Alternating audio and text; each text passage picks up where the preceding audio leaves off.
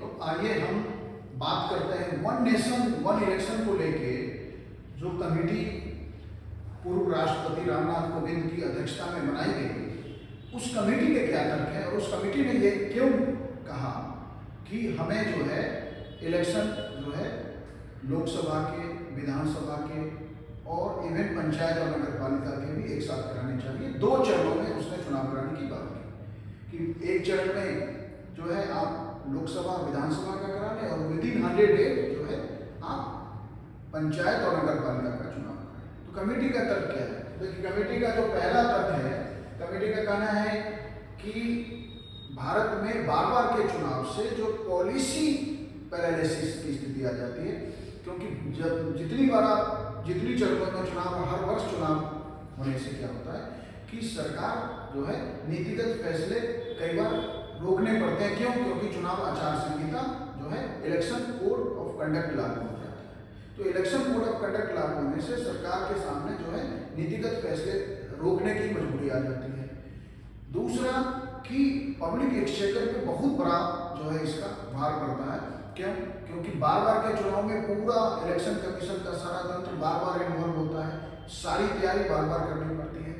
तो इससे जो है पब्लिक मनी का, जो पब्लिक मनी से मतलब जो जनता का धन है, वो चुनाव कराने में सरकार को व्यय करना पड़ता है।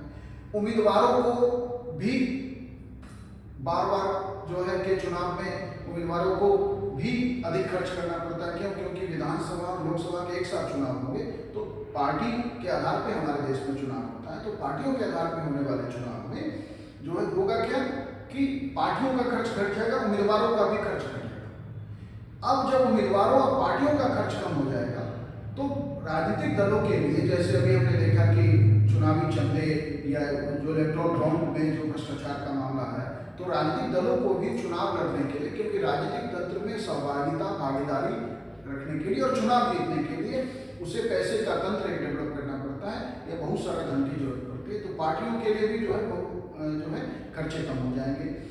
पॉलिसी, हमने कहा पॉलिसी पैरालिसिस जो है की स्थिति नहीं बनेगी। चुनाव एक बार होने के बाद जो है 5 वर्ष तक देश में जो है एक राजनीतिक स्थिरता का माहौल रहेगा। और कमेटी ने कहा कि बीच में कोई सरकार गिर जाती है तो हम जहां सरकार गिर जाएगी वहां का चुनाव जो है हम करा लेंगे, लेकिन वो चुनाव पूरे 5 वर्ष के लिए नहीं होगा। वो चुनाव उस कार्यकाल में जो बचा समय होगा। यदि सरकार ने 2 वर्ष पूरे कर लिए तो 3 वर्ष के लिए, यदि सरकार ने 3 वर्ष पूरे कर लिए हैं तो 2 वर्ष के लिए चुनाव होगा।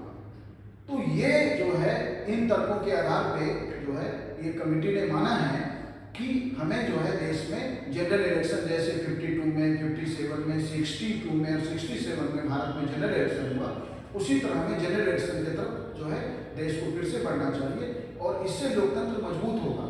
लेकिन मैंने अपने पिछले वीडियो में ये बताया था कि भारत में अभी वो परिस्थिति नहीं आई है कि जब हमें जो है इन तर्कों के सिर्फ आधार पे हमें जनरल इलेक्शन के उस कॉन्सेप्ट को संवैधानिक रूप से बदलाव करके जो है संभव बनाया जाए। क्योंकि उसमें संवैधानिक रूप से जब आप बदलाव कर देंगे तो एक दूसरी स्थिति बनेगी और लोकतंत्र का जो मूल बात है कि सरकारें जो है एक निश्चित कार्यकाल के लिए चुनी जाती हैं या सरकार का एक सामान्य कार्यकाल होता है, वो सिद्धांत भी भंग हो जाएगा। इसलिए जो है ये पॉजिटिव तर्कों को भी आप सुने। और मैंने जो है इससे पहले वाले वीडियो में जो है ये कहा था कि ऐसा नहीं संभव लगता है या देश के हित में नहीं होगा। मैं उस स्टैंड पे अभी कायम हूँ।